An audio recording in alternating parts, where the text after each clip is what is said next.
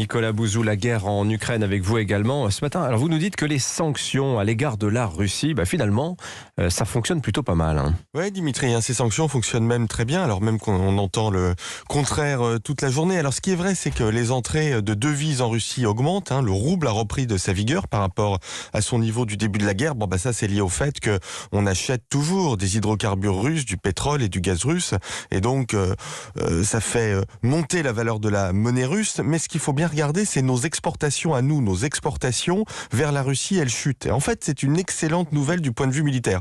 En fait, ce qu'il faut comprendre, c'est que concrètement, en raison des sanctions, les entreprises industrielles russes ne peuvent plus acheter de composants à l'étranger. Et ça va ralentir fortement la dynamique de reconstitution des stocks militaires russes. Ouais, et puis ça va aussi gâcher la réputation du matériel russe à l'export, toutes les destructions de matériel que l'on voit en Ukraine. Alors on dit cependant, Nicolas, que la force de la Russie vient des exportations d'hydrocarbures, vous l'avez dit à l'instant. C'est vrai en théorie, parce que ces ventes d'hydrocarbures apportent des devises à la Russie, mais ces devises ne servent absolument à rien au pays, puisque en raison des sanctions, elles ne peuvent plus être utilisées à l'étranger. Du coup, la Russie les accumule, elle accumule des dollars, elle accumule des euros, mais ces dollars et ces euros ne lui servent absolument à rien et ne lui permettent plus d'importer.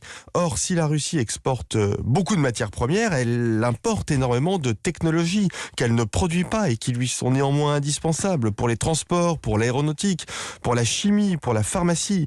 Or, Dimitri, le stock de tanks, d'avions, d'hélicoptères, de missiles, de lanceurs de missiles est en train de diminuer rapidement en raison des destructions ukrainiennes. Les livraisons d'armes qui sont en train de monter en puissance conjuguées à l'efficacité des sanctions, mais la stratégie militaire russe en très grande difficulté, y compris à terme. En réalité, grâce aux destructions ukrainiennes et grâce aux sanctions, nous sommes en train de diminuer fortement et durablement la capacité militaire russe en empêchant la reconstitution des équipements détruits. Alors, est-ce que c'est pour cette raison que les Russes répliquent avec Gazprom, qui donc ne livre plus ni la Pologne ni la Bulgarie en gaz ? Et bien sûr, parce que les Russes ont compris qu'exporter des hydrocarbures ne leur servait absolument plus à rien.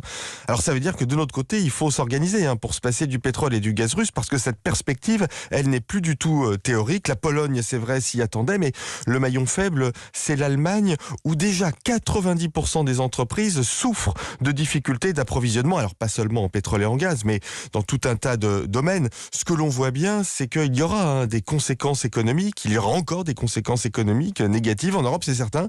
Mais bon, il faut se dire que cette stratégie, qui c'est vrai est coûteuse économiquement, sur le plan militaire, elle est payante. Merci beaucoup Nicolas Bouzou.